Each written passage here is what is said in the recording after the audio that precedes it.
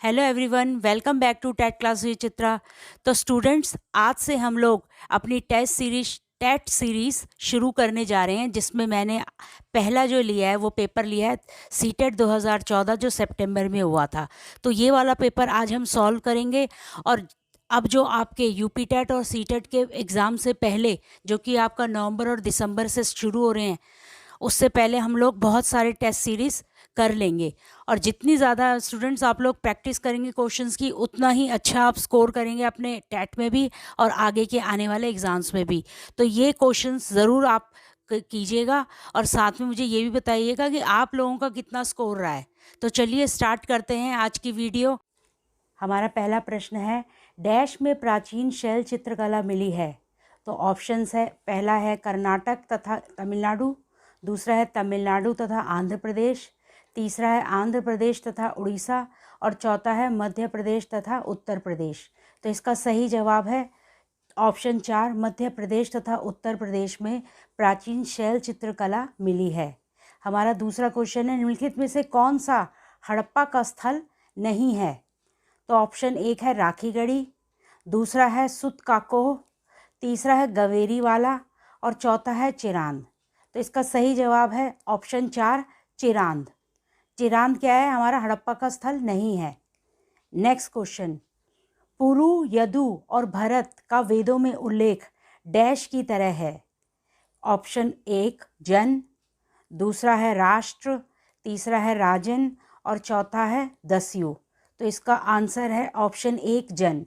पुरु, यदु और भरत का वेदों में जन के रूप में क्या है, उनका व्याख्या दी गई है। नेक्स्ट क्वेश्चन, शफी तथा हनफी है। ऑप्शन 1 इस्लामी वास्तुकला शैलियाँ, 2 सऊदी अरब में स्थान, 3 न्याय के इस्लामिक स्थान सिद्धांत या चौथा है 2 इस्लामी शासक। तो इसका सही जवाब है ऑप्शन 3, ये न्याय के इस्लामी सिद्धांत है। नेक्स्ट क्वेश्चन है, दंती दुर्ग जिसने हिरण्यगर्भ नामक एक अनुष्ठान किया था, वह कहाँ, कौन से उसका वंश का राजा था। तो ऑप्शन 1 है चोल राजा, दूसरा है प्रतिहार प्रधान, तीसरा है राष्ट्रकूट प्रधान या चौथा है पल्लव प्रधान। तो इसका सही जवाब है ऑप्शन 3, राष्ट्रकूट का प्रधान था वो। नेक्स्ट क्वेश्चन, यह किसने कहा है कि रज़िया अपने भाइयों से कहीं अधिक योग्य तथा सक्षम थी। Option 1 Al-Biruni, option 2 Badayuni, option 3 Minhaj Siraj और ऑप्शन 4 जियाउद्दीन बरनी। तो ये बोला था ऑप्शन 3 मिन्हाज सिराज ने। उन्होंने कहा था कि रज़िया जो थी अपने भाइयों में सबसे अधिक योग्य और सक्षम थी। नेक्स्ट क्वेश्चन है, एक शिलालेख में कहा गया है कि दिल्ली के सुल्तान को खुदा के द्वारा चुना गया है क्योंकि उसमें मोसिस तथा सोलोमन जैसे गुण विद्यमान हैं। दिल्ली का वह कौन सा सुल्तान था। तो ऑप्शन 1 है सिकंदर लोधी, दूसरा है फिरोज शाह तुगलक, तीसरा है बलबन और चौथा है अलाउद्दीन खिलजी। तो इसका सही आंसर है option 4, Alauddin Khilji. Next question, मनुष्य ने कुछ क्षेत्रों में लगभग 8000 वर्ष पहले गांव में रहना आरंभ किया था। तो वह कौन से क्षेत्र थे। पहला है नर्मदा के आसपास के क्षेत्र, दूसरा ऑप्शन है सुलेमान तथा किरथर पहाड़ियाँ, तीसरा है गंगा तथा यमुना दोआब और चौथा है दक्कन तथा कोंकण। तो इसका सही जवाब है स्टूडेंट ऑप्शन 2, सुलेमान तथा किरथन की पहाड़ियाँ। नेक्स्ट क्वेश्चन, निम्नलिखित में से कौन सा क्षेत्र प्राचीन काल में मगध के नाम से जाना जाता था। ऑप्शन 1 गंगा का दक्षिणी क्षेत्र, ऑप्शन 2 गंगा तथा यमुना के मध्य का क्षेत्र, ऑप्शन 3 गंगा का उत्तरी क्षेत्र या ऑप्शन 4 यमुना तथा चंबल के मध्य का क्षेत्र। तो इसका सही जवाब है स्टूडेंट ऑप्शन 1, गंगा का दक्षिणी क्षेत्र था ये, जो कि इसकी सहायक नदी वहाँ पर एक बहती है सोन नदी, उसके पास था हमारा मगध राज्य। नेक्स्ट क्वेश्चन है, भरत लोगों का एक समूह था जिसका उल्लेख ऋग्वेद में मिलता है, वे डैश में रहते थे। तो ऑप्शन 1 है दक्षिण भारत, ऑप्शन 2 है उत्तर भारत, ऑप्शन 3 पश्चिम भारत या ऑप्शन 4 है उत्तर पश्चिमी भारत। तो इसका सही जवाब है ऑप्शन 4, उत्तर पश्चिमी भारत में ये एक कबीला था, भरत कबीला। ठीक है, इसका ऋग्वेद में उल्लेख है। नेक्स्ट क्वेश्चन है, ऋग्वेद की मूल रचना डैश भाषा में हुई थी। Option 1 Prakrit, option 2 Sanskrit, option 3 Brahmi, option 4 Shauraseni. तो इसका सही जवाब है ऑप्शन 2 संस्कृत भाषा में। नेक्स्ट क्वेश्चन, निम्नलिखित में से कौन सा आखेटक खाद्य संग्राहक के एक स्थान से दूसरे स्थान की ओर घूमने रहने का कारण नहीं था? जब भी नहीं वाले क्वेश्चन आते तो नहीं पर पहले निशान लगा देना चाहिए। चलिए ऑप्शन पढ़ते हैं। ऑप्शन 1 है एक स्थान पर रहने से संसाधनों में कमी हो जाती थी, ये बिल्कुल सही है, था।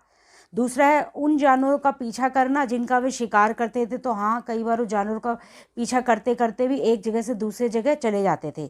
तीसरा है संसाधनों के लिए अन्य आखेटक खाद्य संग्राहक समूह से संघर्ष करना। और चौथा है जल संसाधनों की खोज के लिए। तो इसका सही जवाब है स्टूडेंट तीसरा, संसाधनों के लिए वो कभी भी एक दूसरे समूह से लड़ते नहीं थे, बल्कि वो एक सारे समूह मिलकर शिकार करने के लिए एक ग्रुप में जाते थे, वो कभी भी एक दूसरे संघर्ष नहीं करते थे। तो इसका सही जवाब है ऑप्शन 3। नेक्स्ट क्वेश्चन है मानव इतिहास में कौन सा काल या युग सबसे लंबा है? तो पहला है पुरा पाषाण युग, दूसरा है महापाषाण युग, तीसरा है मध्य पाषाण युग और चौथा है नव पाषाण युग। तो इसका सही जवाब है पहला पुरा पाषाण युग। और इसमें 99% का इतिहास है जिसे आज भी हम नहीं जानते हैं। तो ये बहुत ही इंपॉर्टेंट क्वेश्चन है, हर बार रिपीट होता है, तो ये करके जाइएगा स्टूडेंट।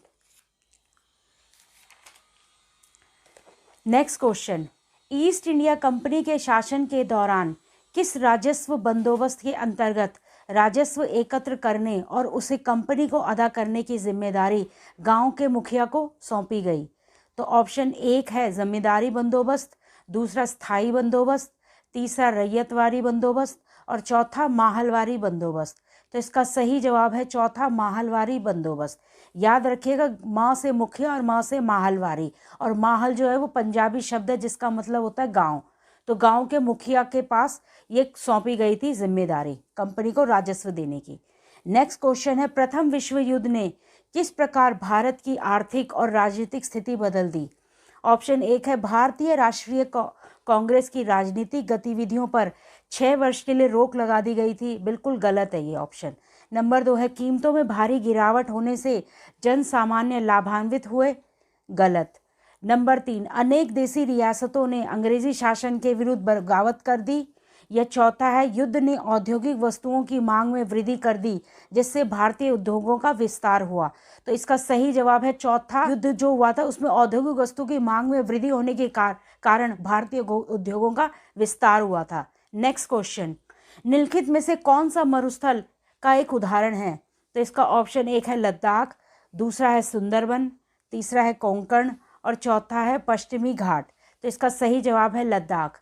लद्दाख क्या है? एक हमारा कोल्ड डेजर्ट का उदाहरण है, यानी कि एक ठंडा मरुस्थल बोला जाता है लद्दाख को, यहाँ भी बारिश नहीं होती है। नेक्स्ट क्वेश्चन, निम्नलिखित में से कौन सा कथन पृथ्वी की स्थिति के संबंध में सत्य है? ऑप्शन 1 है पृथ्वी का अक्ष एक वास्तविक रेखा है जो इसके कक्षीय समतल से 66.5 डिग्री का कोण बनाती है। तो ये बिल्कुल गलत है, क्योंकि पृथ्वी का अक्ष क्या है? एक वास्तविक नहीं है, एक काल्पनिक रेखा है। तो ऑप्शन 1 गलत है। 2 है पृथ्वी का अक्ष एक वास्तविक रेखा है जो इसके कक्षीय समतल से 23.5 डिग्री का कोण बनाती है, ये भी गलत है। नेक्स्ट है ऑप्शन 3 पृथ्वी का अक्ष एक काल्पनिक रेखा है जो इसके कक्षीय समतल से 66.5 डिग्री का कोण बनाती है। और चौथा है पृथ्वी का अक्ष एक काल्पनिक रेखा है जो इसके कक्षीय समतल से 23.5 डिग्री का कोण बनाती है। तो स्टूडेंट इसका सही जवाब है ऑप्शन 3, पृथ्वी का जो अक्ष है वो पृथ्वी का अक्ष एक काल्पनिक रेखा और ये अपनी जो पृथ्वी के ध्रुवों से 23.5 डिग्री झुका हुआ है। इसीलिए जब हम क्या कहते हैं भूमध्य रेखा से काल्पनिक रेखा तक का अक्ष तक का अगर हम निकालते हैं क्या कहते हैं कोण, तो 66.5 डिग्री का बनता है। तो बिल्कुल सही जवाब है कि पृथ्वी का अक्ष एक काल्पनिक रेखा है जो इसके कक्षीय समतल से 66.5 डिग्री का कोण बनाता है। नेक्स्ट क्वेश्चन, प्रदीप्त वृत्त है, पहला है वृत्त जो ग्लोब को 2 भागों में विभाजित करता है, दूसरा वो वृत्त जो ग्लोब पर दिन को रात से विभाजित करता है, 3 है विषुव पर पृथ्वी की स्थिति जब दिन और रात बराबर होते हैं, या चौथा है एक विशेष माध्यान्ह रेखा पर दोपहर 12 बजे सूर्य की स्थिति। तो इसका सही जवाब है 2। ये प्रदीप वृत्त बिल्कुल ऊपर से नीचे पृथ्वी को 2 बराबर भागों में स्पेशली ग्लोब को 2 बराबर भागों में बांट देता है और एक तरफ दिन हो जाता है और एक तरफ रात हो जाती है। तो वह वृत्त जो ग्लोब पर दिन और रात को विभाजित करता है वही हमारा प्रदीप्त वृत्त कहलाता है। ऑप्शन 2 इसका सही जवाब है। नेक्स्ट क्वेश्चन, पारंपरिक रूप से चिन्हित ए डैश को दर्शाता है। तो ये दिशाएं दी गई हैं ABCD। तो फर्स्ट है उत्तर, दक्षिण, पूर्व, पश्चिम। तो इसका सही जवाब है 4 पश्चिम। हमारे हमेशा बाएं तरफ स्टूडेंट पश्चिम होता है, दाएं तरफ पूरब होता है, और हमेशा हमारा ऊपर की तरफ क्या होता है, नॉर्थ, जिसे उत्तर बोलते हैं, नीचे की तरफ पैरों की तरफ दक्षिण होता है। तो इससे आप अपनी दिशाएं याद कर सकते हैं। नेक्स्ट क्वेश्चन, लक्षद्वीप समूह डैश में स्थित है। पहला है हिंद महासागर, दूसरा है अरब सागर, तीसरा है बंगाल की खाड़ी और चौथा है दक्षिण चीन सागर। तो इसका सही जवाब है ऑप्शन 2 अरब सागर। नेक्स्ट क्वेश्चन, ब्राज़ील में पाया जाने वाला कंपोज डैश है। यह एक जनजाति है। नंबर 2 एक उष्ण कटिबंधीय घास का मैदान है। नंबर 3 एक परंपरागत नृत्य है। या नंबर 4 एक उष्ण कटिबंधीय पशु है। तो इसका सही जवाब है नंबर 2, यह एक उष्ण कटिबंधीय घास का मैदान है। और इसका स्टूडेंट मैंने बताया भी है SKL, सवाना, कंपोज और लानोस क्या है, हमारे घास के मैदान है उष्ण कटिबंधीय। अगर आप ये कर लेंगे ना 3, तो बाकी के जो बचे हैं हमारे 6 वो हमारे शीतोष्ण कटिबंधीय PPDSV। कोलकाता बंदरगाह डैश पर स्थित है। पहला है गंगा सागर, दूसरा है बंगाल की खाड़ी, तीसरा है हुगली नदी, चौथा है भागीरथी नदी। तो इसका सही जवाब है ऑप्शन 3 हुगली नदी। कोलकाता बंदरगाह कहाँ पर है, हुगली नदी पर, ऑप्शन 3। नेक्स्ट क्वेश्चन, संसार में किस महाद्वीप पर सबसे कम जनसंख्या है। तो ऑप्शन 1 है यूरोप, दूसरा है ऑस्ट्रेलिया, तीसरा दक्षिण अमेरिका और चौथा है अफ्रीका। तो इसका सही जवाब है ऑप्शन 2 ऑस्ट्रेलिया। और ये सबसे छोटा हमारा क्या है, कॉन्टिनेंट भी है। याद रखिएगा स्टूडेंट, ये सबसे छोटा कॉन्टिनेंट भी है और सबसे कम जनसंख्या भी यहाँ पाई जाती है। लद्दाख में पाए जाने वाले गंपास डैश हैं। पहला है बौद्ध विहार या मंदिर, दूसरा है बकरी की प्रजाति या किस्म, तीसरा है शॉल की किस्म या फिर चौथा है बौद्ध भिक्षु। तो इसका सही जवाब है ऑप्शन 1 बौद्ध विहार या फिर मंदिर है। ये एक चित्र दिया गया है को स्टूडेंट्स आपको, अब इसमें आपको बताना है कि जब ठंडी और गर्म वायु मिलती है तो तब कौन सी हमारी वर्षा होती है। तो इसका ऑप्शन 1 है पर्वतीय वर्षा, दूसरा है संवहनीय वर्षा, तीसरा है चक्रवाती वर्षा और चौथा है मानसून पूर्व वर्षा। तो ये याद रखिएगा, जब गर्म हवा ऊपर की तरफ जाती है और ठंडी हवा उससे टकराती है तो हमेशा चक्रवाती वर्षा होती है। तो इसका सही जवाब है ऑप्शन 3 चक्रवाती वर्षा। क्वेश्चन, कौन सा उद्योग अक्सर आधुनिक उद्योगों की रीढ़ की हड्डी कहलाता है। तो ऑप्शन 1 है पेट्रोलियम, दूसरा है ऊर्जा, तीसरा है यातायात और चौथा है इस्पात। तो इसका सही जवाब है ऑप्शन 4 इस्पात। नेक्स्ट, ऑर्गेनिक खेती में ऑप्शन 1 फसल की पैदावार में वृद्धि करने के लिए रासायनिक उर्वरकों का प्रयोग किया जाता है। ऑप्शन 2 फसल की पैदावार बढ़ाने के लिए जीन्स में संशोधन किया जाता है। ऑप्शन 3 प्राकृतिक खाद तथा कीटनाशकों का प्रयोग किया जाता है। ऑप्शन 4 भारत में केवल कपास के उत्पादन की अनुमति दी गई है। तो इसका सही जवाब है ऑप्शन 3 ऑर्गेनिक खेती में प्राकृतिक खाद और कीटनाशकों का उपयोग किया जाता है। नेक्स्ट क्वेश्चन, खाद्य सुरक्षा के संबंध में निम्नलिखित में से कौन सा सत्य है। 1 खाद्य सुरक्षा तभी बनी रहेगी जब सरकार अगले 5 वर्षों के लिए अनाज का सुरक्षित भंडार बनाए रखती है। ऑप्शन 2 सरकार अनाज का पर्याप्त भंडार बनाए रखने के लिए अनाज के निर्यात पर रोक लगा देती है। नंबर 3 सरकार बेहतर तरह सुरक्षित स्वास्थ्य के लिए ऑर्गेनिक खाद्यों के उत्पादन के लिए प्रोत्साहित करती है। या नंबर 4 खाद्य सुरक्षा बनी रहती है जब सभी व्यक्तियों के लिए सभी समय पर्याप्त, सुरक्षित तथा पौष्टिक खाद्य पदार्थ की सुविधा उपलब्ध हो। तो इसका सही जवाब है स्टूडेंट ऑप्शन 4 खाद्य सुरक्षा तभी बनी रहेगी जब सभी व्यक्तियों के लिए हर समय उन्हें सुरक्षित और पौष्टिक और पर्याप्त समय पर क्या मिले, खाद्य पदार्थ मिले। नेक्स्ट क्वेश्चन, निम्नलिखित में से कौन सा प्रसिद्ध पर्यावरण अनुकूल ऑटोमोबाइल ईंधन है। तो ऑप्शन 1 है CNG, दूसरा है PNG, तीसरा है LPG और चौथा है KG6। तो इसका सही जवाब है ऑप्शन 1 CNG। इसका फुल फॉर्म है compressed natural gas. Next question, barometer का प्रयोग डैश होता है। तो देखेंगे बैरोमीटर का प्रयोग किसके लिए होता है। पहला है वर्षा मापने के लिए, दूसरा है तापमान मापने के लिए, तीसरा है वायुमंडलीय दाब को मापने के लिए और चौथा है समुद्र के स्तर को मापने के लिए। तो इसका सही जवाब है स्टूडेंट ऑप्शन 3, वायुमंडलीय दाब को मापने के लिए हम बैरोमीटर का प्रयोग करते हैं। ऐसा विश्वास किया जाता है कि ईसा का शिष्य सेंट थॉमस डैश में आए। पहला गोवा, दूसरा कर्नाटक, तीसरा तमिलनाडु और चौथा केरल। तो इसका सही जवाब है ऑप्शन 4, केरल में आए थे सबसे पहले। नेक्स्ट क्वेश्चन, जुलू क्या है। ऑप्शन 1, दक्षिण अफ्रीका की एक जनजाति। ऑप्शन 2, दक्षिण अफ्रीका की एक भाषा। ऑप्शन 3, दक्षिण अफ्रीका का राष्ट्रीय पशु। ऑप्शन 4, दक्षिण अफ्रीका का एक परंपरागत नृत्य। तो इसका सही जवाब है ऑप्शन 2, दक्षिण अफ्रीका की एक भाषा है जुलू। जो अश्वेत अफ्रीकन थे वो ये भाषा बोलते थे और जो श्वेत थे वो अफ्रीकांस बोलते थे। तो जो अश्वेत थे उनकी भाषा थी जुलू। लेकिन कई जगह आपको ये आंसर ऑप्शन 1 भी मिलेगा, लेकिन ऑप्शन 1 गलत है।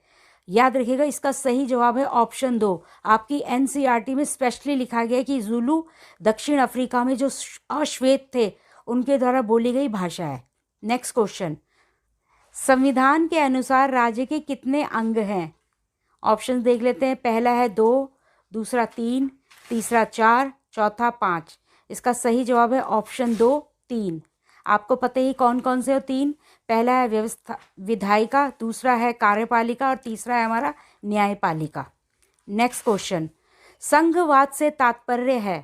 पहला है देश में एक से ज़्यादा स्तर की सरकार का होना, दूसरा है देश को चलाने के लिए राज्यों का संघ होना, तीसरा है केवल केंद्रीय सरकार को कानून बनाने का अधिकार है, चौथा है न्यायपालिका देश में सर्वोच्च शक्ति है।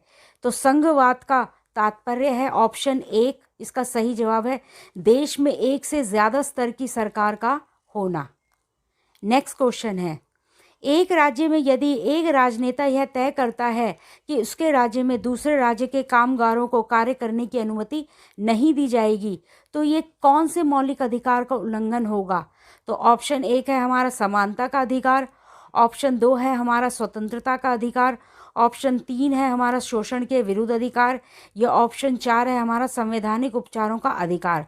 तो इसका सही जवाब है स्टूडेंट ऑप्शन 2, स्वतंत्रता का अधिकार। ये हमारा आर्टिकल 19 से बिलोंग करता है। ठीक है, अनुच्छेद 19 में इसका उल्लेख किया गया है। नेक्स्ट क्वेश्चन, राज्यसभा में अधिकतम कितने सदस्य हो सकते हैं। पहला है 225 सदस्य, दूसरा है 235 सदस्य, तीसरा है 245 सदस्य और चौथा है 260 सदस्य। तो इसका सही जवाब है ऑप्शन 3, 245 सदस्य। हमारी व्यवस्था में संसद को बहुत अधिक अधिकार प्राप्त हैं, क्योंकि पहला है इसे कानून बनाने की शक्ति प्राप्त है, दूसरा है इसे न्यायपालिका को नज़रअंदाज करने की शक्ति प्राप्त है, तीसरा है यह जनता का प्रतिनिधित्व करती है और चौथा है संसद में सभी शक्तियां डैश में निहित है। तो इसका सही जवाब है स्टूडेंट यह जनता का प्रतिनिधित्व करती है, जो कि इसका मतलब यह है कि हमारी संसद में जितने भी सदस्य मनोनीत होते हैं या चयनित होते हैं वो सारे कौन करती है, डायरेक्ट यानी प्रत्यक्ष निर्वाचन के द्वारा उनका निर्वाचन होता है और वही लोग संसद यानी पार्लियामेंट में जाकर बैठते हैं और एक तरह से वो आम जनता का प्रतिनिधित्व ही करते हैं। तो इसका सही जवाब है ऑप्शन 3। नेक्स्ट क्वेश्चन, भारतीय जनतंत्र में कार्यकारी का कार्य डैश है। ऑप्शन 1 अधिनियम बनाना, ऑप्शन 2 संसद द्वारा बनाए गए अधिनियमों को लागू करना, ऑप्शन 3 है प्रधानमंत्री को चुनना और ऑप्शन 4 है राष्ट्रपति को चुनना। तो इसका सही जवाब है ऑप्शन 2, जो संसद यानी जो हमारी विधायिका जो नियम और कानून बनाती है उन्हीं को ही क्या करती है, ये उन कार्यों को या उन कानूनों को कार्यान्वित करती है। तो इसका सही जवाब है संसद द्वारा बने गए अधिनियमों को लागू करना। नेक्स्ट क्वेश्चन, माध्याह्न अल्पाहार कार्यक्रम के बहुत से सकारात्मक प्रभाव हैं, लेकिन इनमें से एक नहीं है। तो याद रखिएगा, जब भी नहीं आते तो नहीं पर लगाएंगे कि जो ये इस ऑप्शन में गलत दे रखा है उसको टिक करेंगे। पहला है विद्यालयों में गरीब बच्चों के नामांकन में वृद्धि हुई है, तो ये सही है। नंबर 2, जाति पूर्वाग्रह जातिगत पक्षपात में कमी आई है, ये भी सही है। अब निर्धन विद्यार्थी अपनी पढ़ाई पर ध्यान केंद्रित कर सकते हैं क्योंकि वे खाली पेट नहीं हैं, ये भी सही है। लेकिन नंबर 4, निर्धन बच्चे परीक्षाओं में अधिक अंक प्राप्त कर रहे हैं, ये गलत है स्टूडेंट। इसका सही ऑप्शन क्या है? ऑप्शन 4, निर्धन बच्चे परीक्षाओं में अधिक अंक प्राप्त कर रहे हैं। इससे कोई मतलब नहीं है। जो मिड डे मील आया है, जो हमारा पहली बार तमिलनाडु में शुरू हुआ था, ये इसलिए शुरू नहीं होता कि बच्चों को अच्छे अंक देने हैं। ये बच्चों के स्वास्थ्य से संबंधित एक क्या थी, सरकारी योजना है। ठीक है, नेक्स्ट क्वेश्चन। चक्रीय चित्र ग्रामीण क्षेत्रों में मजदूरों को प्राप्त विशेष रोजगार के अवसर प्रदर्शित करता है। वे कितने समय तक नियमित रोजगार प्राप्त करने में अयोग्य हैं? इसका मतलब ये है कि इनमें से वो महीने बताने हैं जब मजदूरों के पास जब इन ग्रामीण क्षेत्रों में जो मजदूर या फिर किसान लोग हैं, ये कितने समय खाली बैठे रहते हैं, जब ये बेरोजगार रहते हैं, ये बताना है। तो आप आराम से काउंट कर भी ये बता सकते हैं। जैसे जनवरी, फरवरी, मार्च, अप्रैल और मई, ये 5 महीने आपको खाली कॉलम दिख रहे हैं, तो इसका सही ऑप्शन हो जाएगा ऑप्शन 3, 5 माह। नेक्स्ट क्वेश्चन स्टूडेंट, अब ये हमारे पेडागोजी से संबंधित क्वेश्चंस हैं। अब ये देखते हैं। पहला क्वेश्चन है, सामाजिक विज्ञान की कक्षा में उपयोग होने वाली विधि जिसमें शिक्षार्थियों को एक दूसरे के प्रति लगाव का मूल्यांकन करने के लिए कहते हैं, डैश कहा जाता है। फर्स्ट है स्व आंकलन, दूसरा है समाजमितीय तकनीक, तीसरा है केस अध्ययन, या चौथा है मनोमितीय तकनीक। तो इसका सही जवाब है ऑप्शन 2, समाजमितीय तकनीक। नेक्स्ट क्वेश्चन, निम्नलिखित में से कौन सा सृजनात्मक चिंतन का अनिवार्य गुण है? तो ऑप्शन 1 है अभिसारी, ऑप्शन 2 है उत्पादक, ऑप्शन 3 है मनन, या ऑप्शन 4 है निगमन। तो इसका सही जवाब है ऑप्शन 2, उत्पादक। नेक्स्ट क्वेश्चन, एक चुनाव के दौरान उसके विभिन्न मुद्दों की भूमिका को समझने के लिए आप विद्यार्थियों को निम्न में से सबसे ज़्यादा क्या पूछना पसंद करेंगे? ऑप्शन 1, न्यूज़पेपर के संपादनों में दिए गए विभिन्न पार्टियों द्वारा एक दूसरे के प्रति तर्कों का विश्लेषण करने के लिए बोलेंगे। नेक्स्ट, प्रत्येक पार्टी की प्राथमिकताएं और उसकी सर्वाधिक समर्थनकारी नीतियों के प्रकारों का विश्लेषण करेंगे। नंबर 3, राजनीतिक पार्टियों की लोकप्रियता जानने के लिए अपने स्थानिक तौर पर सर्वे करना, या नंबर 4, विभिन्न पार्टियों के लिए राष्ट्रीय न्यूज़ चैनलों द्वारा समर्पित समय की तुलना और विश्लेषण करना। तो इसका सही जवाब है ऑप्शन 2, प्रत्येक पार्टी की प्राथमिकताएं और उसकी सर्वाधिक समर्थनकारी नीतियों के प्रकारों का हम विश्लेषण करेंगे।